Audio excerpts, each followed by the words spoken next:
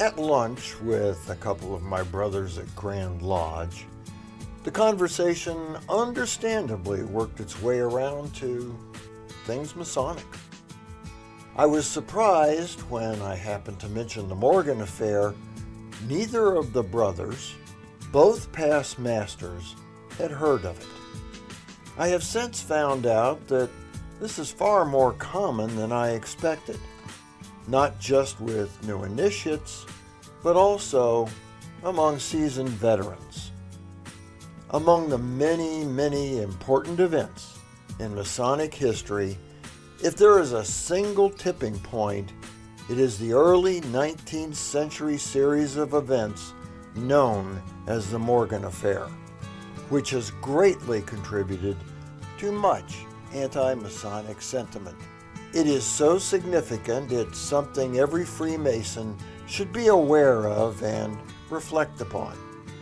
In light of its dubious outcome and with the mysteries and myths that its aftermath has spawned, not to mention the questionable behavior of brothers involved, there are lessons to be learned. In 1826, a man by the name of William Morgan announced he was going to publish a book revealing the Masonic ritual and secrets. Morgan claimed to have been raised in what he called a foreign land, but that assertion is in doubt.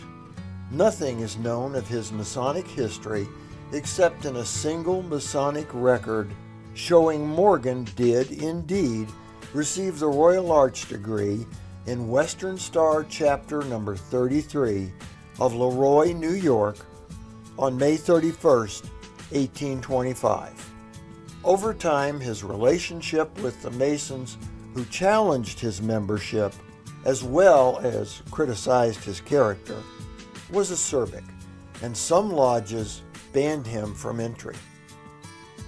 In an attempt to prevent the publication of his book, a group of Freemasons kidnapped Morgan from a jail cell where he was locked up for theft and took him to Fort Niagara. Those facts are pretty well cast in stone, but from that point there are claims and counterclaims, and no one really knows what happened. The prevalent anti-Masonic thought was that the Masons murdered Morgan and dumped his body in the Niagara River or Lake Ontario. One account even claims his body washed ashore, and upon finding it, the Masons buried him a cable-tow's length from that shore. Other accounts say the Masons did not kill Morgan, but gave him money or offered him farmland, released him into Canada, and told him never to set foot in the United States again. The case became even more bizarre when a body washed up on the shore of Lake Ontario was determined to be Morgan and buried. Subsequently, officials exhumed the body and determined it to be that of a local farmer.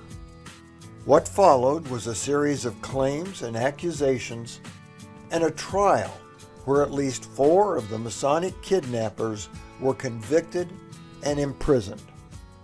For years thereafter, rumors that Morgan was sighted or said to be living in Canada, the east coast of the United States, or even Central America were common.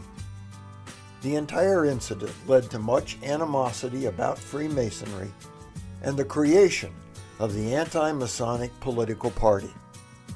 It caused many lodges and even some Grand Lodges to close their doors. Years of anti-Masonic sentiment followed, some of which is prevalent today. And after all that, after his death or disappearance, Morgan's associates published the book anyway. By itself, it probably would have done little harm to the fraternity, especially in comparison to the permanent scar the incident left on American Freemasonry. We will likely never know the full story. Regardless of what actually happened, It is a graphic reminder that actions have consequences, and it is an ever-present incentive to live up to our obligations. Had just a few brothers remembered that back in 1826, this significant tipping point in Masonic history might well have faded into history as a local dispute. Whether you had heard of the Morgan affair or not, it is important to be aware of it because its repercussions reverberate even today, and at least indirectly, in some way, affect your Masonic life. For the Whence Came You podcast, this is Steve Harrison with the Masonic Minute.